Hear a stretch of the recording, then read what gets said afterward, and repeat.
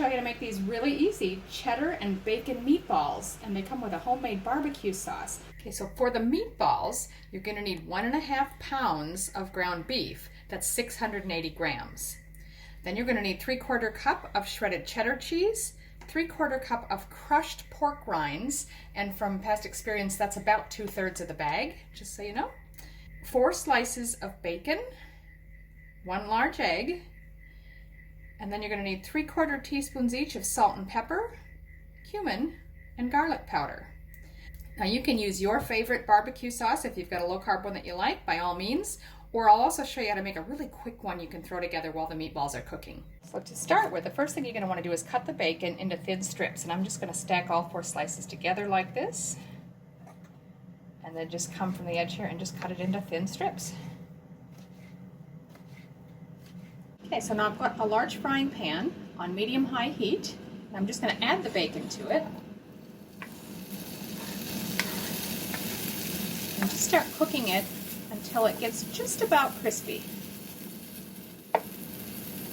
The next step is to crush the pork rinds. Now you can pour those into a bag and crush it with a rolling pin if you like. I'm going to use a food processor today.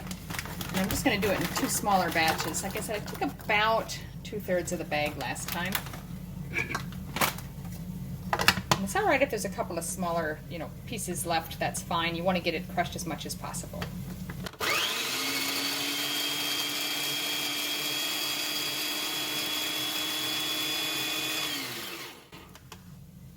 So that's just about 1/2 cup, so I'm going to do another batch. Not quite as many this time because we only want 3/4 of a cup.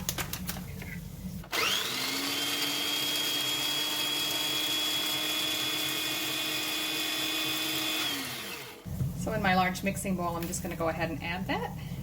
To that, I'm going to add the rest of the meatball ingredients except for the bacon, which is still cooking, and the cheese. So add the meat, the egg. We'll also add the salt, pepper, cumin, and the garlic. I'm just going to start mixing that together just to get it partially mixed before we add the rest of the ingredients. This is starting to look nice. Some of the pieces are quite crisp and it's starting to pop. So I think I'm going to go ahead and remove that from the heat because we want it to cool a little bit before we add it to the meat mixture so it doesn't burn your hands when you start rolling the meatballs. So I've carefully removed the bacon bits from the pan. You want to leave the grease in there as much as possible because we're going to cook the meatballs in that.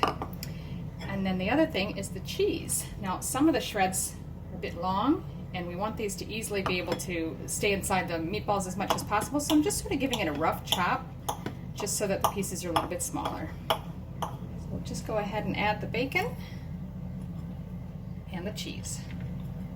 Now, you can continue to mix it with a spoon if you like, but I'm going to need to get my hands in there anyway to start rolling the meatballs. So you might as well just get them in there now. Mix everything together real well. You don't want to overmix the meat. You want it to stay nice and soft, but just make sure everything's well distributed. So now you're just going to want to roll out your meatballs. And I'm trying to aim for about, maybe about golf ball size. You should end up with about 24 meatballs.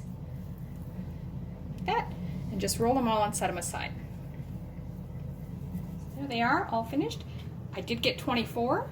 So now we're just going to take them over and start frying. So I've got the pan preheating on medium-high heat, and I'm just going to, and the bacon grease is still in there from before, I'm just going to start setting them all in there.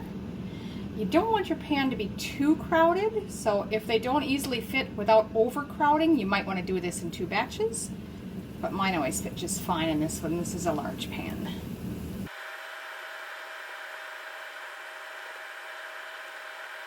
You'll want to let them fry for a few minutes until they start to get brown, and then we'll start turning them until all sides are evenly browned. You just want to be careful when you're turning them so they don't break apart. They do hold together pretty well.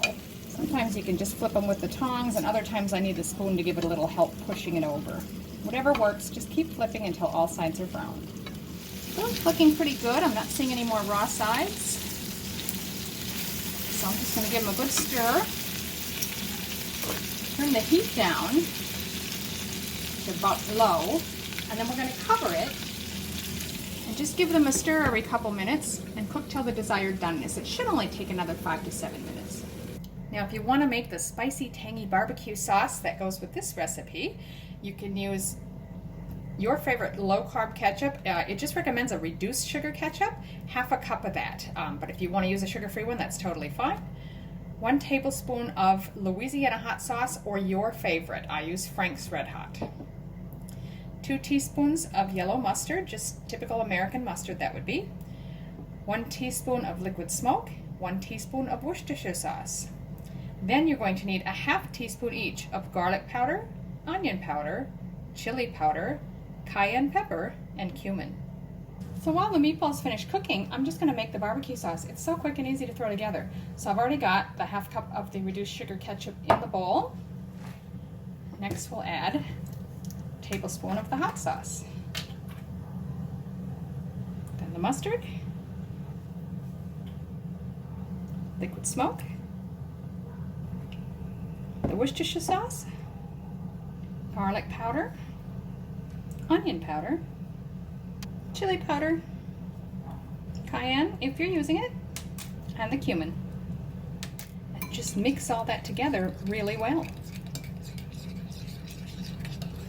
So that's been about another 5 minutes. Now I'm just going to check.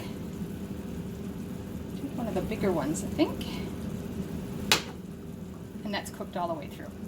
So we'll go ahead and remove these from the heat. So there they are. Just plate them up and put a little bit of that barbecue sauce on the top. These have become my favorite meatballs. I really love these. They're so tasty. There you have it. Cheddar and bacon meatballs with a homemade barbecue sauce.